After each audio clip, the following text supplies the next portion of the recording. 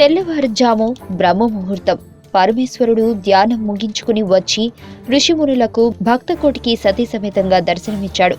ఓ పక్క విజ్ఞాధిపతి వినాయకుడు, మరోపక్క షణ్ముఖుడు కూర్చున్నారు. ఎదురుగా శివపురాణ గానం సాగుతుంది. రతి మన్మధులు ఆనంద నృత్యం చేస్తున్నారు. అంతా హ్యాపీగా సాగుతుంది. ఇంతలోనే భూలోకం నుంచి సన్నగా పంచాక్షరి శబ్దం ప్రతిధ్వనించింది.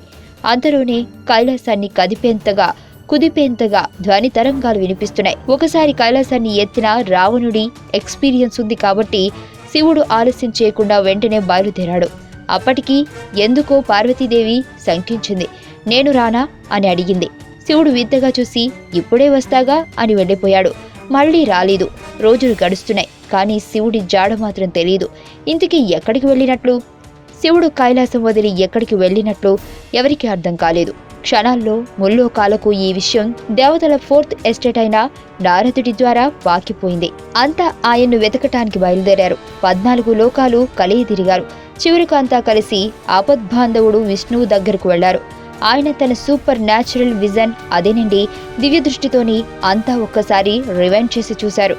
ఆశ్చర్యపోయాడు, అవాక్కయ్యాడు. అందరితో చెప్పాడు, పరమేశ్వరుడు ఎక్కడికో పరుగులు తీస్తున్నాడని. ఏం జరిగింది? పరమేశ్వరుడు లయకారుడు, ప్రళయకారుడు. తన త్రినేత్రం తెరిచి సమస్త విశ్వాన్ని భస్మపటలం చేయగల మృత్యుంజయుడైన ఈశ్వరుడు పారిపోవటం ఏమిటి? ఎందుకు పారిపోతున్నాడు?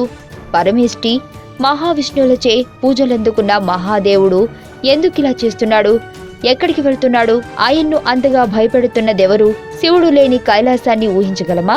అమ్మ భవానీని ఇప్పుడు ఓదార్చేదెవరు? ముక్కోటి దేవతలకు శివుడు కానరావటం లేదు. సమస్త గణాలు, కార్తికేయుడు, వినాయకుడు అంతా వెతుకుతున్నారు. ఎవరి శక్తికి అంతుపట్టని చోట, ఎవరికి కానరాని చోట మహాశివుడున్నాడు. దేవదేవుడు ఎక్కడ దాక్కున్నాడు? ఆయన్ను కనిపెట్టేదెలా? తిరిగి కైలాసానికి తెచ్చేదెలా? ముల్లోకాలు వణికిపోతున్నాయి. ఏం జరిగిందో అర్థం కావటం లేదు. దావనంలా వార్త పాకిపోయింది. ఈశ్వరుడు కైలాసంలో లేడని, ఎక్కడికి వెళ్లాడో తెలియడం లేదు. 3 కోట్ల మంది దేవతలు, యక్ష, రాక్షస, గరుడ, గంధర్వ, కిన్నెర కింపురుషులు వెతుకుతున్నారు. కానీ ఆయన ఎక్కడున్నాడో తెలియటం లేదు. చివరకు సాక్షాత్తు మహావిష్ణువే రంగంలోకి దిగాల్సి వచ్చింది. ఆ మహాదేవుడిని తిరిగి ఇంటికి తీసుకొచ్చే బాధ్యతను ఆయన నెత్తి మీద వేసుకున్నాడు. విష్ణువు అన్వేషణ పైనున్న సత్యలోకం నుంచి కింద ఉన్న పాతాళం దాకా సాగింది. ఎక్కడా శివుడి జాడ కానరాలేదు.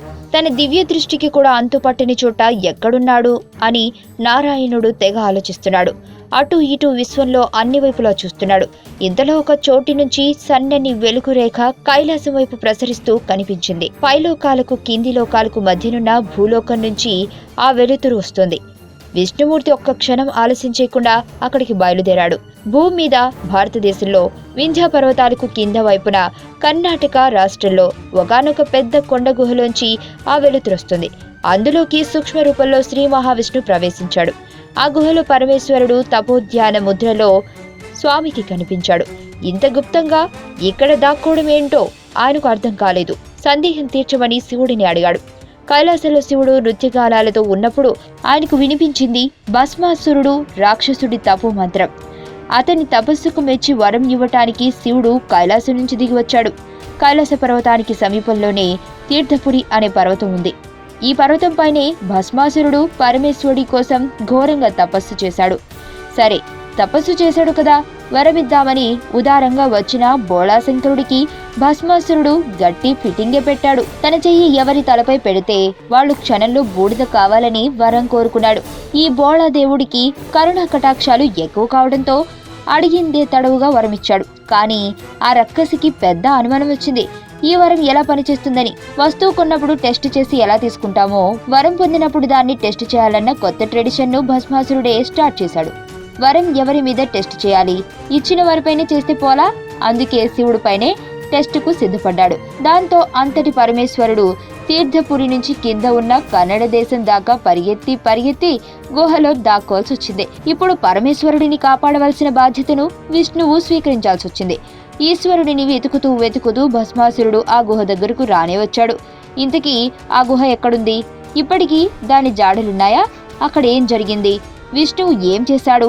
శివుణ్ణి చూసిన తర్వాత భస్మాసురుడు అసలు విషయాన్ని పూర్తిగా మరిచిపోయి ఆమె వెంట పడటం మొదలుపెట్టాడు. తనను పెళ్లి చేసుకోమన్నాడు.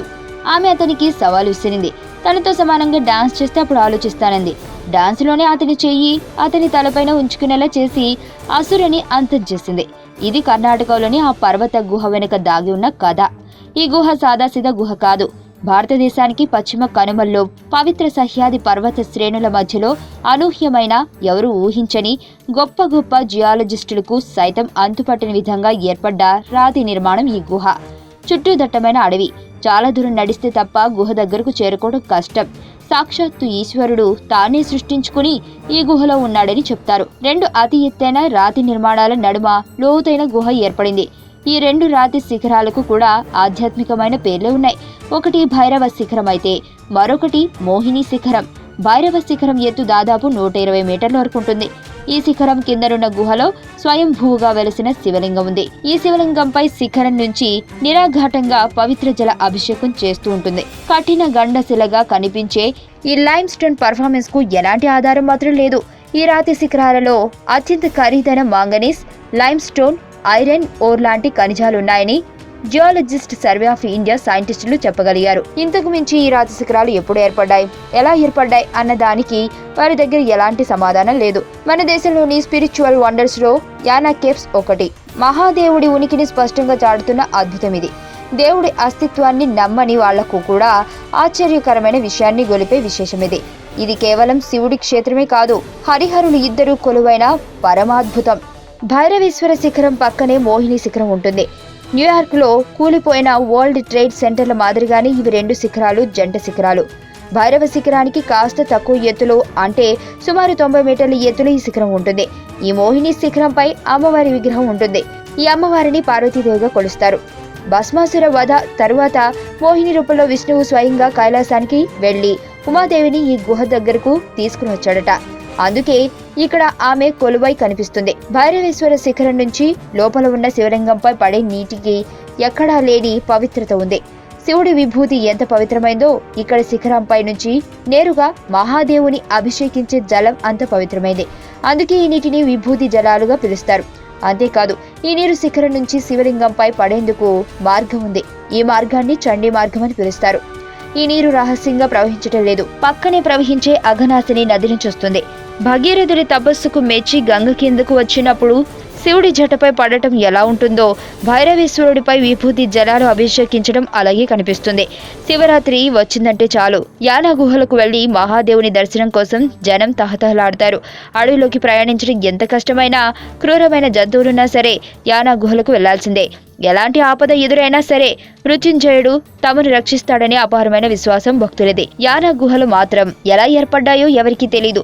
కానీ భారతీయ ఆధ్యాత్మిక భక్తి శిఖరాలుగా మాత్రం ఇక్కడ భైరవేశ్వర, మోహిని శిఖరాలు అలరారుతున్నాయి. మనం దేవుణ్ణి నమ్ముతామా లేదా అన్నది యానా గుహల విషయంలో అప్రస్తుతం. నమ్మేవాళ్ళు భక్తి కోసం, నమ్మని వాళ్ళు ఒక థ్రిల్ కోసం యానా కేవ్స్ చూసి తీరాల్సిందే. మీకు తెలియని మరిన్ని రహస్యాలను తెలుసుకోవాలనుకుంటున్నారా? అయితే సబ్స్క్రైబ్ చేయండి రహస్యవాణి.